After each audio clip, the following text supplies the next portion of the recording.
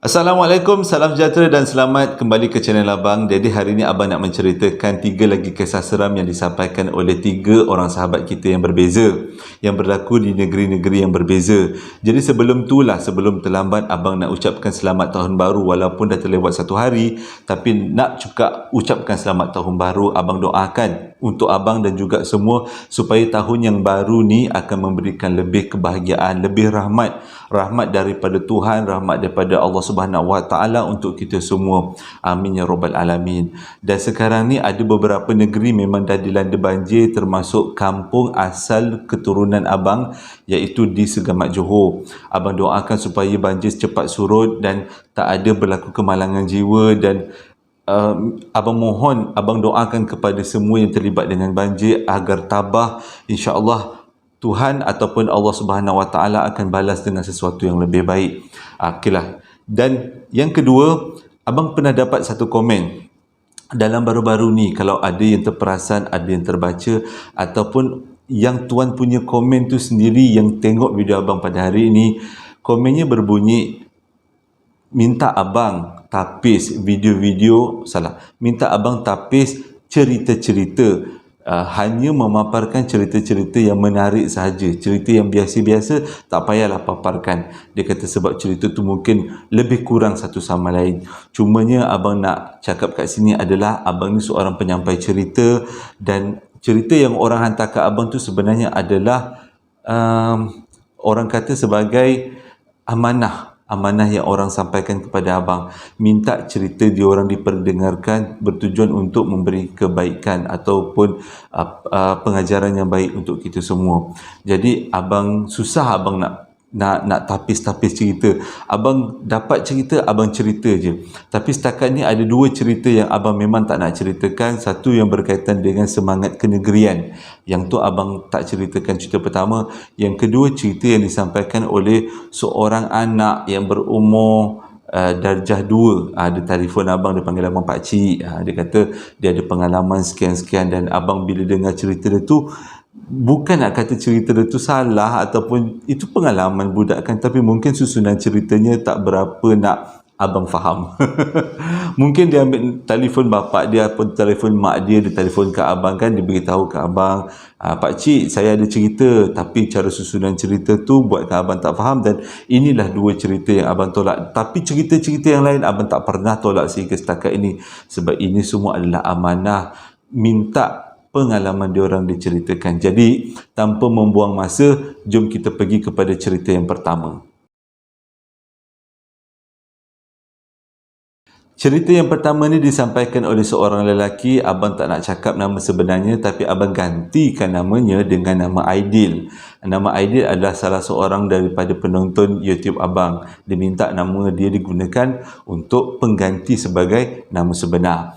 Jadi kisah Aidil ni adalah kisah seorang chef sebenarnya. Berlaku sekitar lebih kurang tahun 2000 sebelum PKP hari itu. 2019-2018 kalau tak silap Abang ikut daripada ceritanya. Jadi dia ni seorang chef dekat satu hotel yang terkenal dekat KL. Memang tugas seorang chef bukanlah senang, sebab dia perlu memasak dalam jumlah yang agak besar. Pada masa yang sama kena menjaga kualiti makanan tu sendiri. Jadi kalau dia tersalah masak, memang dia kena maki kau-kau, sebab dia melibatkan duit orang, dia melibatkan lidah lidah orang. Jadi perlulah dijaga betul-betul detailnya. Nak jadi cerita pada hari itu dia tersalah masak, dan selang 2-3 hari pun dia tersalah masak juga. Jadi disebabkan dah tersalah masak 2-3 kali, menyebabkan dia ni selalu kena marah dengan bos. Jadi selepas dia kena marah dengan bos tu, dia punya perasaan rasa kecewa, sedih sangat-sangat. Dia rasa nak meneruskan kerjaya sebagai chef tu rasa berat sangat, sebab bila dia dapat hinaan, kemakian daripada bos, bukan makian biasa-biasa. Bos marah sebab orang bayar makanan, orang bayar harga makanan mahal dekat hotel. Tapi dia ni ada masalah peribadi yang menyebabkan dia terlalu stres, sampaikan dia tak dapat nak memasak begitu hebat seperti biasanya. Jadi pada hari tu selepas dia kena marah kau-kau tu, dia kata perasaan dia ni memang tak tahu nak cakap macam mana. Jadi otak dia ni dia rasa macam dah blank tau. Dia rasa macam stres yang teramat sangat sampai blank. Abang pun macam muka ikut macam stres juga ni. Dia macam blank sampaikan dia bawa kereta, dia tak tahu dia tengah bawa kereta. Dia memang tengah bawa kereta tapi dia punya pandangan, dia punya fikiran betul-betul kosong. Tiba-tiba dia sedar dia dah ada dekat depan pasar raya.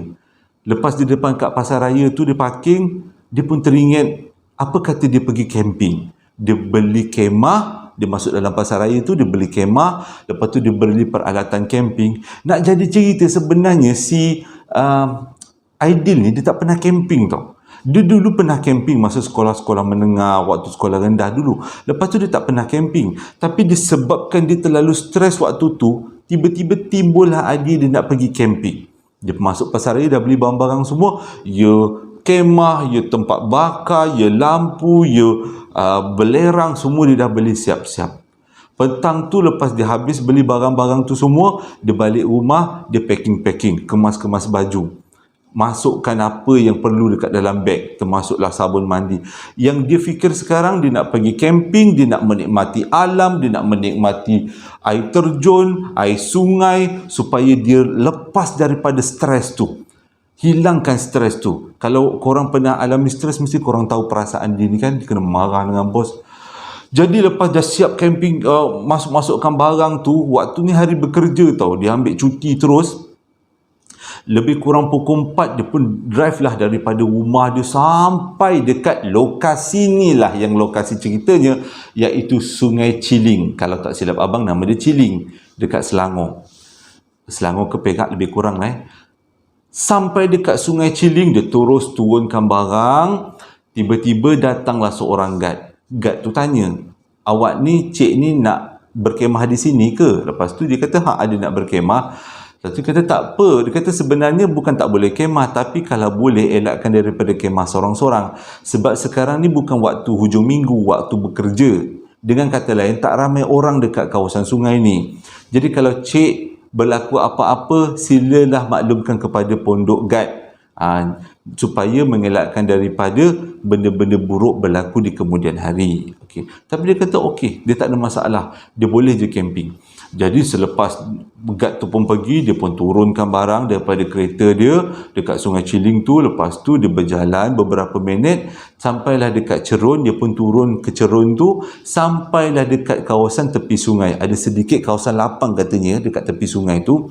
Dia pun dirikanlah kemah. Waktu ni memang tak ada apa-apa tau. Dia dirikan kemah, dia pun buat bakar-bakar sikit, makan. Lepas makan, dah siap dirikan kemah lebih kurang 1 jam. Pukul 5.30 lah waktu tu, dia terus tanggalkan baju semua, pakailah baju basahan biasa. Dia berendam dalam Sungai Ciling. Waktu tu dia kata release tension. Muka bos dia pun dah tak ingat dah. Tempat kerja dia pun dah tak ingat dah. Memang release sangat tension. Hilang segala masalah. Dia baring dekat sungai, bukan sungai dalam lah, yang sungai cetek-cetek lah kan.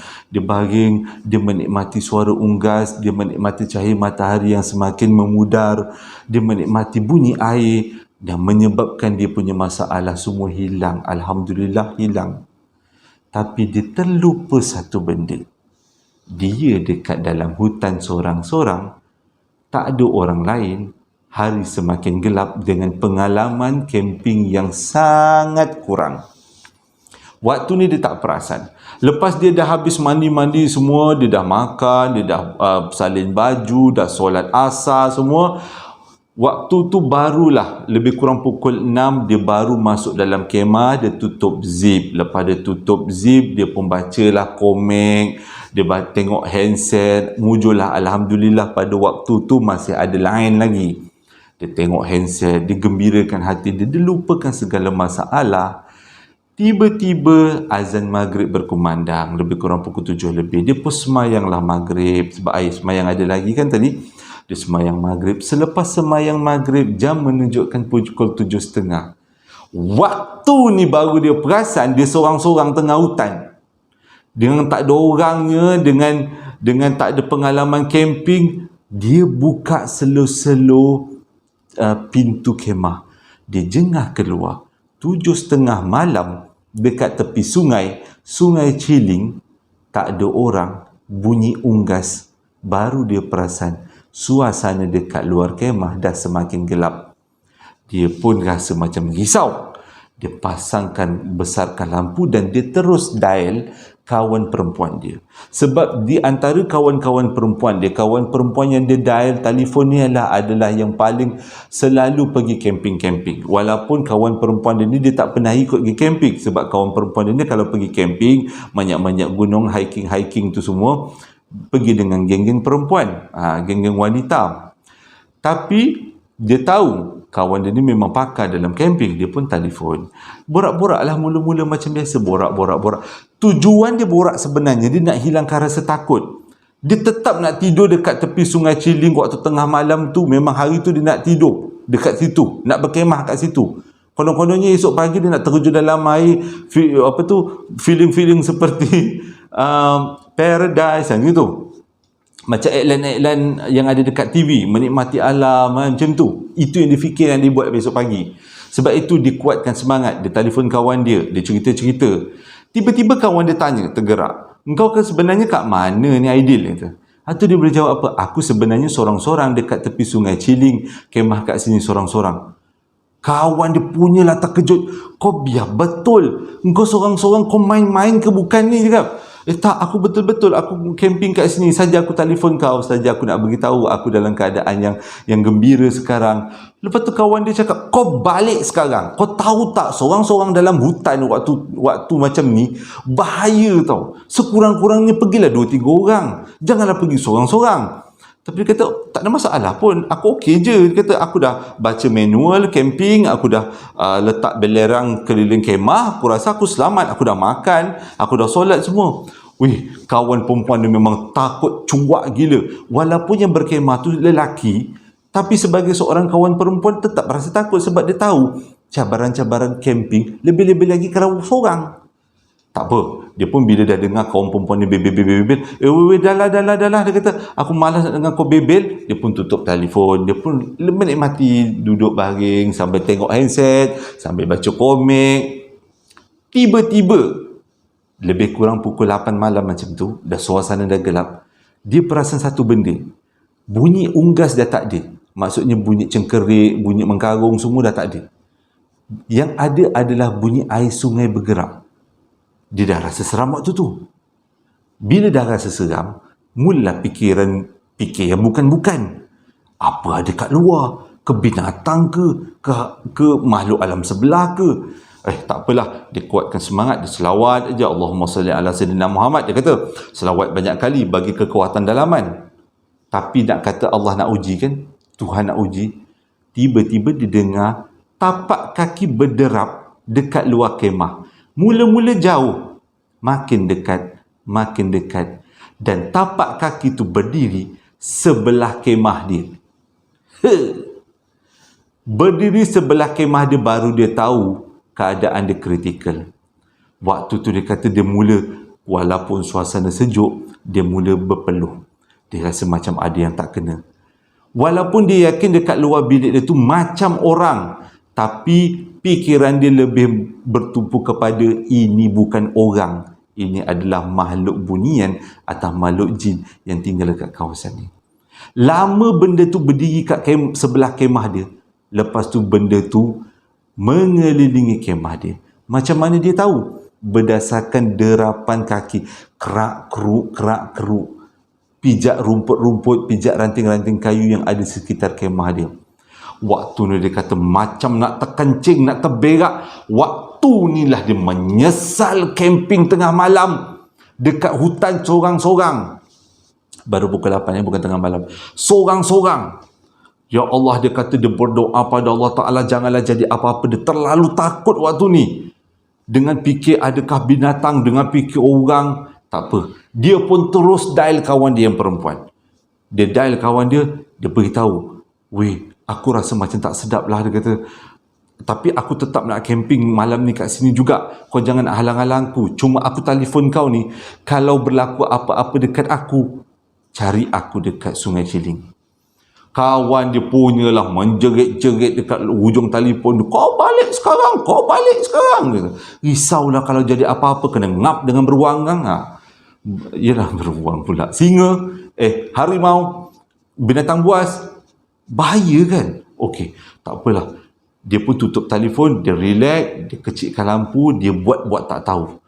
Benda tadi yang mengelilingi kemah dia, bunyi tapak kaki tu lama-lama menjauhi kemah dia.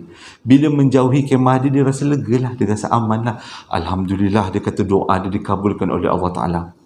Sekejap aja. Lepas tu benda tu datang sekali lagi, bunyi tapak kaki banyak-banyak. Kali ni bukan seorang, tapi banyak tapak kaki gerak-geruk. Kalau mama tak tahu macam mana kau berani sangat. Macam mana lah Aidil? Bergerak-geruk datang mendekati kemah dia. Lepas tu ramai-ramai benda bunyi tapak kaki tu mengelilingi kemah dia. Bunyi tapak kaki banyak-banyak tengah malam dekat hutan. Allahu Akbar. Okey, dia waktu tu dia masih tabah lagi ni, dia rasa okey lagi ni, tak ada masalah. Dia kata, dia selawat, Allahumma salli ala sayyidina Muhammad, Allahu Akbar, Allahu Akbar. Dia buat kekuatan dalaman lah kononnya. Dia kata tetap juga esok pagi nak berendam dalam sungai. Itu dia punya aim dia, nak hilang segala masalah ni, supaya tak ingat muka bos ni yang na'udzubillah tu. Tapi bila dah terlalu takut sangat, akhirnya dia telefon kawan perempuan tu untuk kali ketiga. Dia tanya, weh, aku rasa dekat luar kemah aku macam ada orang, apa yang perlu aku buat? Sebaik kawan dia tak menjerit dekat hujung telefon. Dia cakap, Aidil, kau relax, kau kumpulkan kekuatan, kau keluar daripada kemah, kau kemas kemah kau sekarang, kau balik sebelum jam menunjukkan pukul 12.30 malam. Bila lagi malam, lagi teruk, dia orang akan kacau kau. Aku dah banyak kali berkemah tengah hutan, kau dengarlah cakap aku. Okey, lepas tu dia pun ucapkanlah terima kasih kat kawan dia. Dia pun tutup. Nak buat macam mana ni, nak keluar ke tak. Sebab dekat keluar tu memang dengar bunyi tapak kaki.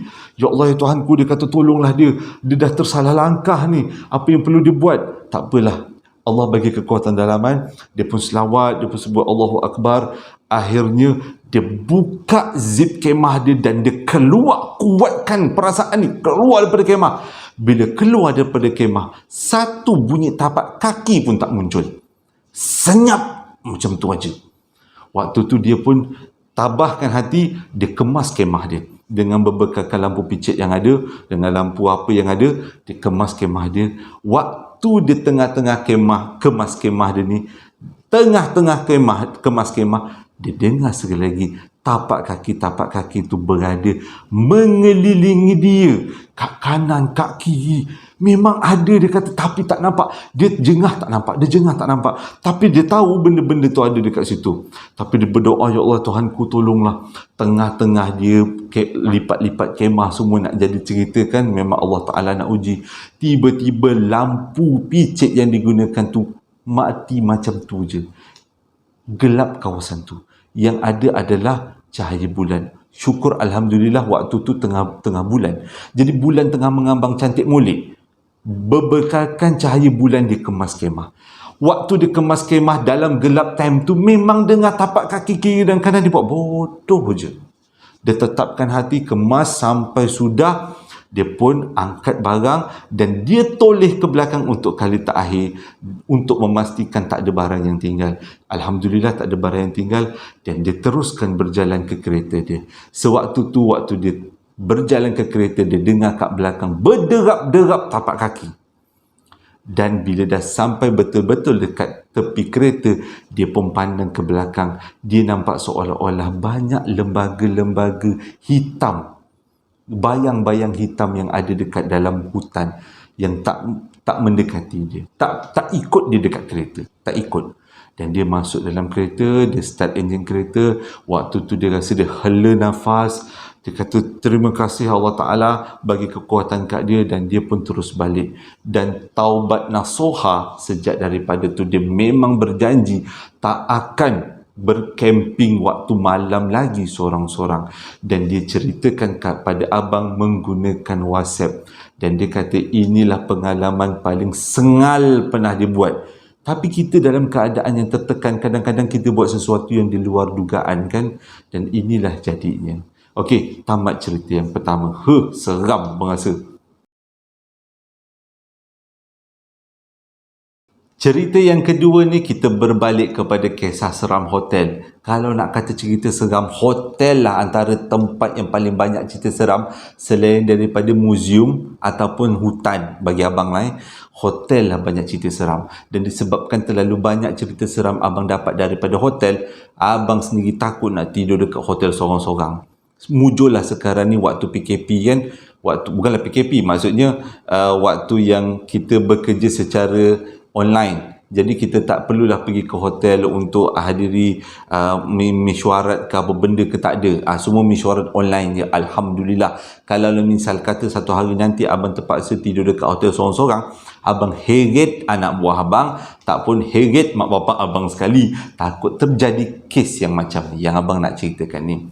Cerita ini disampaikan oleh seseorang lelaki melalui WhatsApp juga, tapi kali ini bukan, dia minta abang jangan gunakan nama sebenar, dan dia berumur lebih kurang atas sikit daripada abang, dalam 44, 45 lah macam tu. Kes ni berlaku pada tahun 2005-2006 dekat Port Dickson. Sekali lagi, Port Dickson memang banyak hotel. Lepas tu bila dah terlalu banyak hotel, kurang pengunjung, hotel-hotel yang ada mulalah jadi hotel-hotel menyeramkan. Tapi macam biasa, abang tak boleh nak beritahu kat manakah lokasi sebenar hotel ni. Okey, jadi abang biarkan dulu. Abang gunakan nama samaran, dan kali ini abang ikut apa yang diminta oleh salah seorang penonton abang, iaitu gunakan nama Apai. Okey, nama Apai kali ini. Jadi Apai ni pada tahun 2004 ke 2005, 2006 macam tu, umur dia waktu tu baru 20-an tau. Jadi disebabkan umur dia 20-an ni, dia waktu tu susah, bukan susah lah, nak cari pekerjaan tu bukan sesuatu benda yang mudah. Jadi mana-mana yang dapat kerja tu dia redha je lah, dia dapat, dia teruslah kerja. Nak jadi cerita, Allah dah aturkan dia kerja sebagai seorang security, pengawal keselamatan dekat satu hotel, kalau tak silap abang dekat Port Dickson. Kalau sekali lagi tersalah dekat daerah Port Dickson, abang akan betulkan dalam description box kat bawah nanti. Jadi bila dah kerja sebagai pengawal keselamatan, lepas tu ini pula pekerjaan pertama dia. Boleh dikatakan dia pasti akan buat silap ataupun dia pasti akan mengalami sesuatu peristiwa yang menakutkan.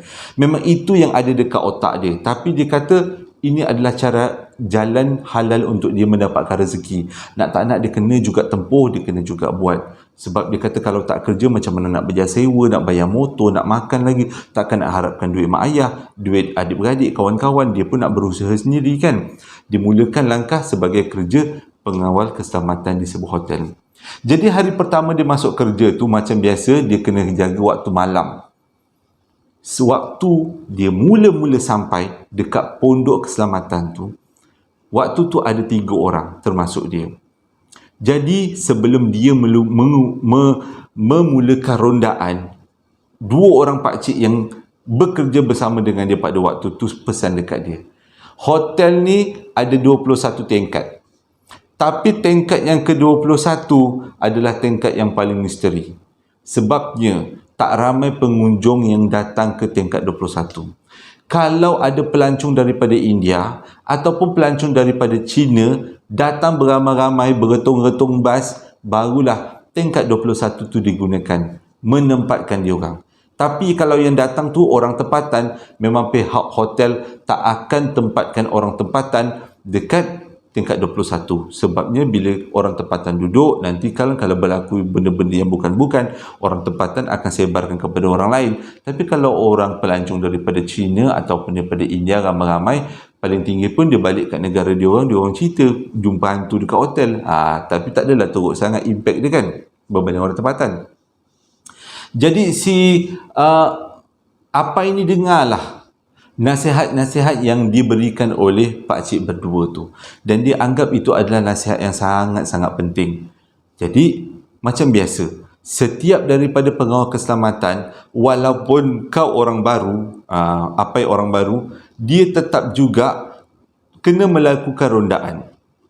Contohnya, kalau rondaan pukul 8 pakcik pertama, rondaan pukul 10 pakcik kedua, rondaan pukul 11 adalah giliran Apai. Tapi dah ditakdirkan kepada Allah Ta'ala dah takdirkan rondaan pukul 12 adalah ditugaskan, disandarkan kepada bahu Apai.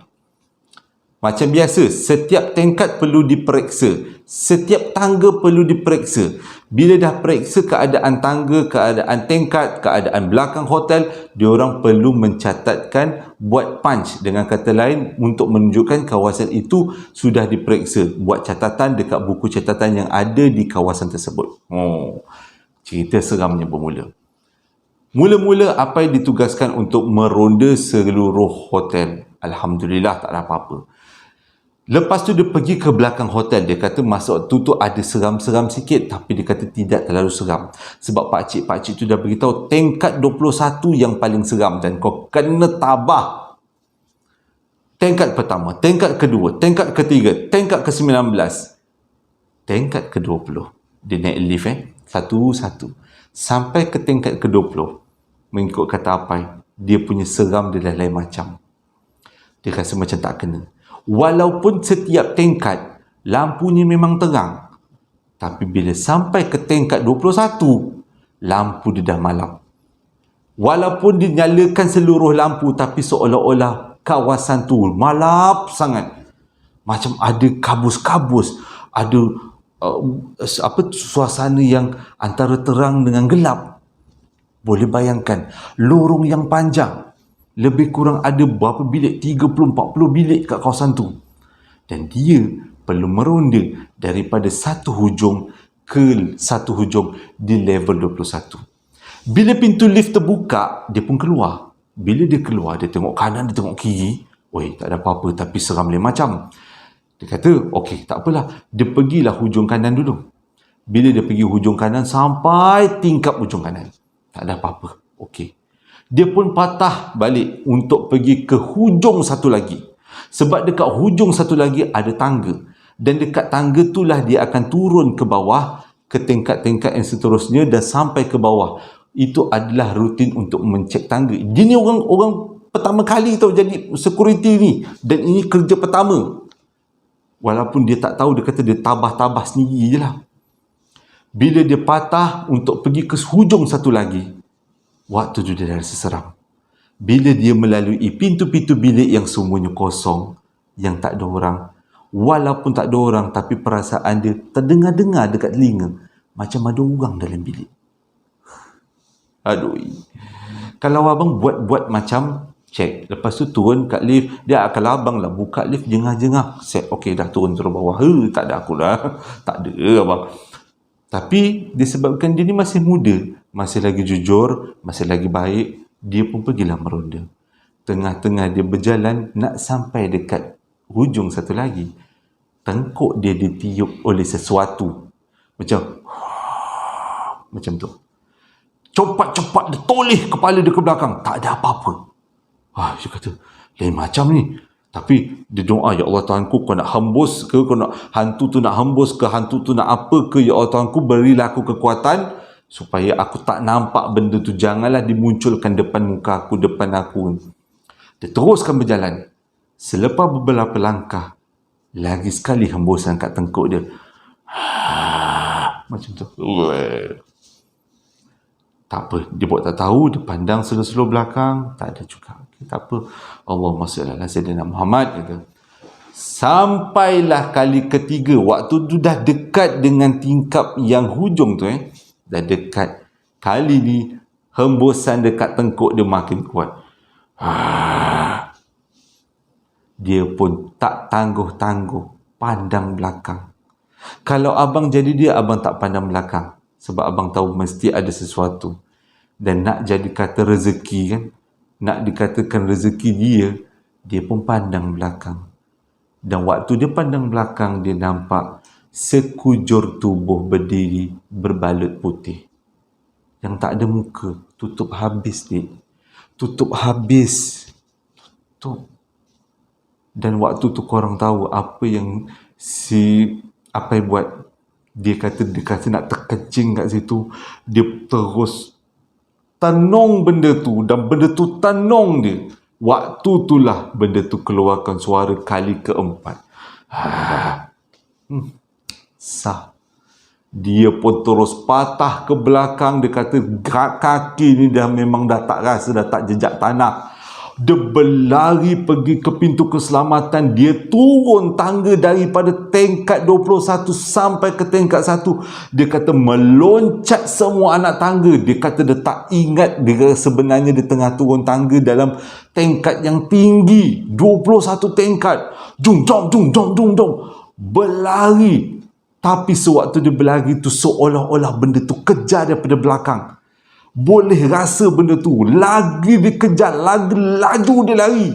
Sampailah dia nampak pintu terakhir. Pintu tingkat yang paling bawah. Dah tak ada tangga lagi. Lepas tu dia rempuh pintu tu kuat-kuat. Dan akhirnya dia jatuh depan pintu tu dan pengsan.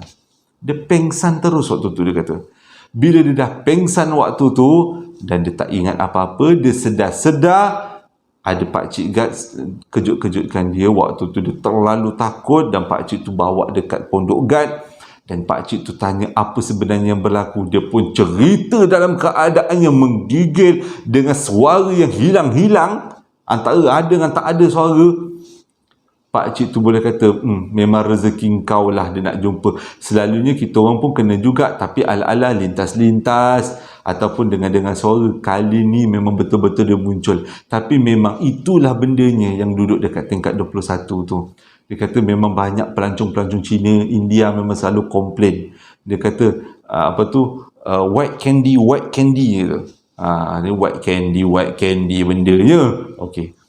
Dan esoknya Apai terus berhenti taubat. Memang dia tak nak kerja lagi sebagai security sampai sekarang, dia kata. Waktu tu umur dia 20-an, waktu sekarang umur dia dah 40-an. Dia cerita dia tak akan jadi security. Dan dia kagum dengan semua security pengawal keselamatan yang ada, terutama di kawasan hospital, kawasan hotel dan kawasan-kawasan yang misteri, hotel, kawasan museum. Sebab dia kata memang ada gangguan, dan gangguan tu bukan gangguan anak-anak, bukan gangguan kecil-kecil, dia kata. Dan dia disebabkan dia terlalu takut sampai fobia sekarang ni. Setiap kali dia tengok cerita hantu, dia akan teringat peristiwa yang dia alami.